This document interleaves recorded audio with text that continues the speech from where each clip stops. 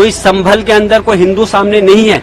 अरे हिंदू तो दूर की बात है, तो फिर मुसलमान आपस में कहां से सामने आ जाएंगे? जिसकी लाठी उसकी बहस, जो चाहे कर लें। आज सरकार उनके हाथ में है। मणिपुर नहीं बनाए संभल को, पूरे इंडिया गठबंधन साथ है और सब चाहते हैं इस पर चर्चा होनी चाहिए और उन दोषी अधिकारियों के खिलाफ सख्त एक्शन होते हुए कार्रवाई होनी चाहिए।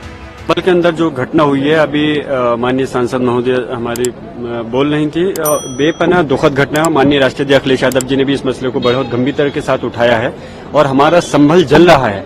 संभल के अंदर जो पुलिस प्रशासन का पूरी तरह से इस घटना को अंजाम देने में इसमें हाथ है और पूरी अपनी लापरवाही और नाकामी को छुपाने के लिए लगातार अपने बयान को बदल रहे हैं। आपने देखा होगा, पहले बयान उन्होंने दिया कि पुलिस और प्रशासन, पुलिस की तरफ से कोई गोली नहीं चली, और उसके बाद में जब वीडियो वायरल हुई तो बैकफुट पे नजर आ रहे हैं। फिर उसके बाद उसको दूसरा रुख दे रहे हैं, कह रहे हैं कि दो गुटों के बीच में ये संघर्ष हुआ।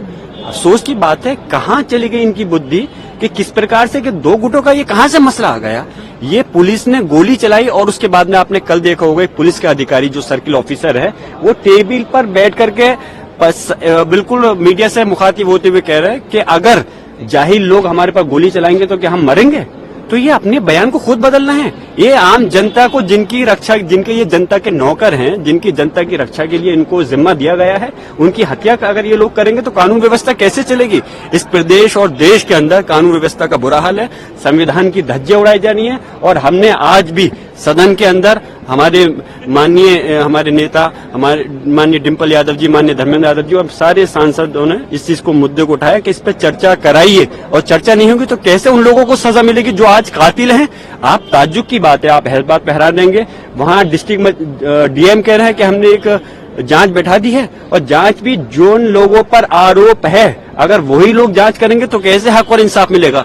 इसकी जांच सिटिंग हाई कोर्ट के जज से होनी चाहिए, हमारी मांग है। और जो इसमें अधिकारी दोषी हैं, चाहे के विश्नोई जो पुलिस अधीक्षक संभल है या सीओ अनु चौधरी है, उनके खिलाफ हत्या का मुकदमा दर्ज होना चाहिए। सीधे गोली स्टेट फायरिंग कर रहे हैं और वो जेल की सलाखों के पीछे होनी चाहिए, हमारी मांग है। तभी इन लोगों को इंसाफ मिलेगा जिन लोग पीड़ित परिवार हैं। जैसे अभी बताया कि पीड़ित परिवार के लोगों को, परिवार को उठा करके लेके गए वहां से, घर से उन पर दबाव बनाया जा रहा है कि उनसे खाली कागज पे, कोरे कागज पे सिग्नेचर, अंगूठे लिए गए और उनकी तरफ से मुकदमा दर्ज कर दिया गया कि हम लोग गुजर रहे थे, दो पक्षों में फायरिंग की, उस पर हमारी गोली चल गई।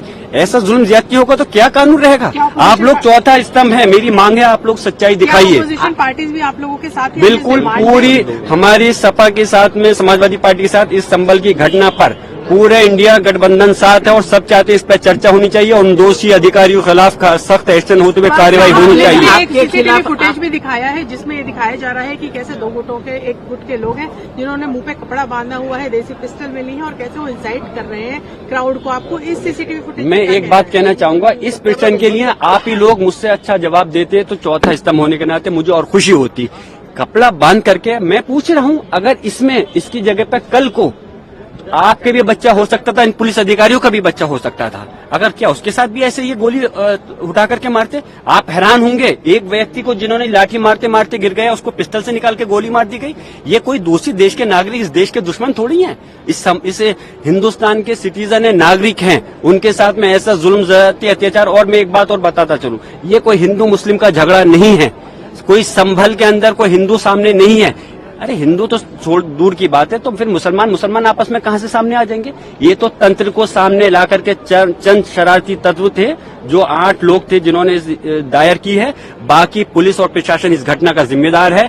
एक अगर सर्वे कंप्लीट हो गया था, दूसरी सर्वे कराने का डीएम को कहां से आदेश दे सकता है। कोर्ट आदेश देते, हमने सम्मान करा, दूसरे सर्वे भी करा दिया गया और उसके बावजूद आप गोली चला रहे हो हमारे लोगों पर। आपके खिलाफ FIR है, आप पर आरोप लगाए जा रहे हैं। जिसकी क्या कहें, जिसकी लाठी उसकी बहस, जो चाहे कर लें। आज सरकार उनके हाथ में है, जिससे आप अंदाजा लगा सकते हैं कि किस प्रकार जब जो व्यक्ति, यानी कि मैं अगर उस समय घटना पे मौजूद नहीं था, बेंगलोर हूँ, आउट ऑफ स्टेशन हूँ, तो उसके बावजूद जिस दिन ये सर्वे हुआ उस दिन घटना नहीं हुई, मैं मौजूद था। जुमे के दिन जिस दिन नमाज से रोका गया मैं मौजूद था, तो कोई घटना नहीं हुई। और जिस दिन मैं मौजूद नहीं हूँ तो बलवा मैंने करा दिया। इन लोगों को तो नोबेल प्राइज मिलना चाहिए जिस प्रकार से ये काम कर रहे हैं। और शर्म, पूरा देश शर्मसार है, और देश नहीं पूरे दुनिया के सामने देश की जो छवि खराब हो रही है। मैं मांग करता हूं कि प्रधानमंत्री महोदय को आगे आना चाहिए और इसमें जाकर के हालात को देखें। मणिपुर नहीं बनाए संबल को, मणिपुर के अंदर तो उन्होंने जाने की जहमत नहीं करी, लेकिन संबल का जो सूरत हाल हो रही है बहुत अफसोस की बात है। जो हट धर्मी तानाशाही चल रही है इस पे लगाम लगनी चाहिए। जो अननेम्ड FIR हुई है उनकी आड़ में लोगों को परेशान किया जा रहा है, टॉर्चर किया जा रहा है, उसको तुरंत रुकना चाहिए। ऐसी हमारी सारी माननीय सांसदों की मांग है, समाजवादी पार्टी के इंडिया गठबंधन की मांग है। बहुत बहुत शुक्रिया।